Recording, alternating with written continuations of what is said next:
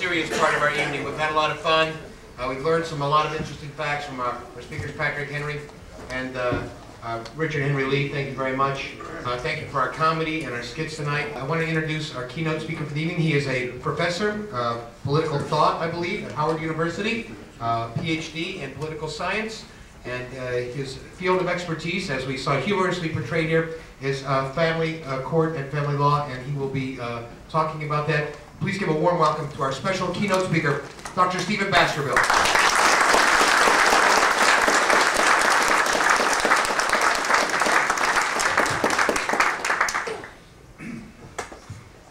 Thank you very much, Jeff. Can everybody hear me okay? Good. First of all, it's very wonderful to be here. I'm very honored to be asked to speak to you here tonight.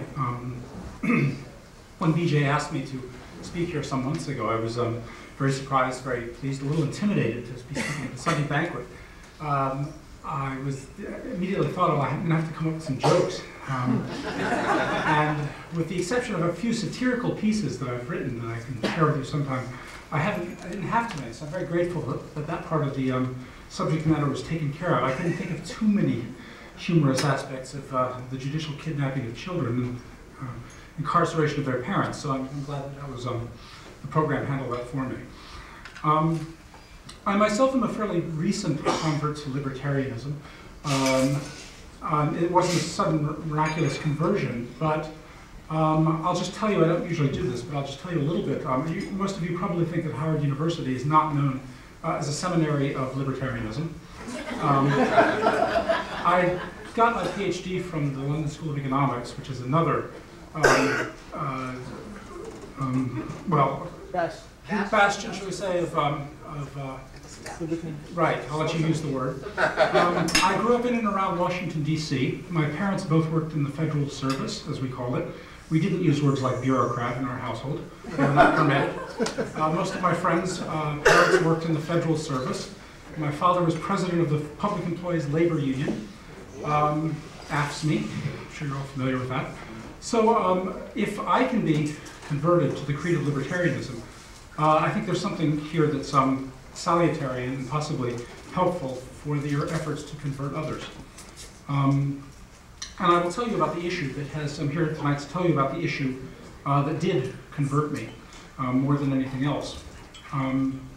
It's an issue I realize that most of you are not terribly familiar with. It's a new issue for many of you, fatherhood. At least in the aspect that I'm going to talk about it tonight. It's not entirely a new issue. I realize you probably have seen various aspects of this issue manifested in our national politics over the last few about the last decade or so. President Bush recently unveiled a $320 million plan to promote responsible fatherhood. Before him, President Clinton had various fatherhood programs.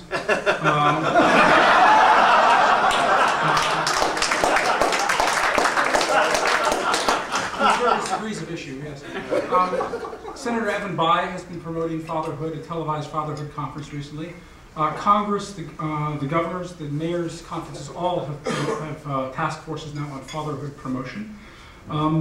During the last election campaign, there was an interesting role reversal. Al Gore and the Democrats generally were promoting crackdowns on fathers of the kind which you saw a few moments ago here, whereas the Republicans came out with their alternative to the crackdowns, the law and order crackdowns of the Democrats, was to propose social programs.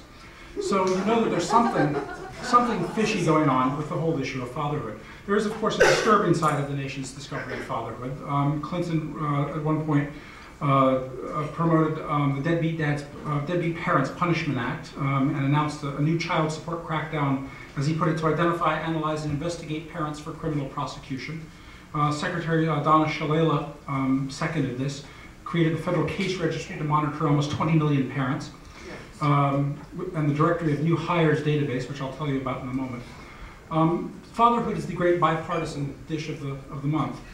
And I know how libertarians feel about bipartisanship and the consequences of that. The crisis of fatherhood is very real. You've probably heard over the last decade, it's almost common knowledge now, virtually every major social problem of our time is connected with father absence. Violent crime, drug abuse, alcohol abuse, teenage pregnancy, truancy, all of these things correlate more clearly with father absence than they do with race or with crime or with income level.